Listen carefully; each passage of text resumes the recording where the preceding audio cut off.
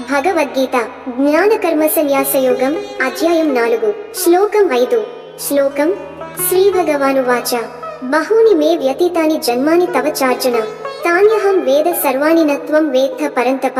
అనువాదం: శ్రీకృష్ణుడు అన్నాడు, ఓ అర్జున, నీవు మరియు నేను అనేక జన్మలను గడిపాము. వాటన్నింటినీ నేను తెలుసుకుంటాను, కానీ నీవు తెలియవు పరంతప. వివరణ: ఈ శ్లోకంలో కృష్ణుడు తన దైవ స్వరూపాన్ని తెలియజేస్తున్నాడు. ఆయన అనేక అవతారాలు తీసుకున్నప్పటికీ ప్రతి జన్మలో ఏమి జరిగిందో తెలుసుకుంటాడు. కానీ సాధారణ మానవుడికి అలాంటి జ్ఞాపకం ఉండదు. ఇది కృష్ణుడు సాధారణ మానవుడి స్థాయిలో లేడని, దైవ చైతన్యానికి ఆయన ప్రతిరూపమని చూపిస్తోంది. తాత్విక సందేశం: మనిషి తన గత జన్మలను మరచిపోతాడు, కానీ దైవం అన్నింటినీ జ్ఞాపకంగా ఉంచుకుంటుంది. ఈ శ్లోకం మనకు చెబుతుంది, దైవానికి కాల పరిమితి లేదు, కానీ మానవ జీవితం కాలంతో బంధించబడింది. విశ్వసత్యం తెలుసుకోవాలంటే మన దృష్టిని పరిమితి దాటి విశాలంగా మార్చుకోవాలి.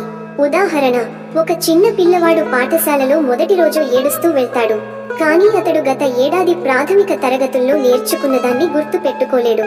కానీ గురువు మాత్రం తన విద్యార్థుల గత ప్రయాణాన్ని గుర్తుంచుకుంటాడు. అలానే మనిషి మరచిపోతాడు, దైవం మాత్రం గుర్తుంచుకుంటుంది. ఎండ్ నోట్: మనకు తెలియని గతాన్ని దైవం స్మరించుకుంటుంది. మనం పరిమితులను దాటలేము, కానీ దైవంపై విశ్వాసం ఉంచితే అది మన ప్రయాణాన్ని సత్య దిశగా నడిపిస్తుంది. ఓం శాంతి శాంతి శాంతి. లైక్ చేయండి. ఈ తాత్విక సందేశాన్ని మీ మిత్రులతో షేర్ చేసుకోండి. తదుపరి శ్లోకానికి ఛానల్ సబ్స్క్రైబ్ చేయండి. ధన్యవాదములు. జై శ్రీకృష్ణ.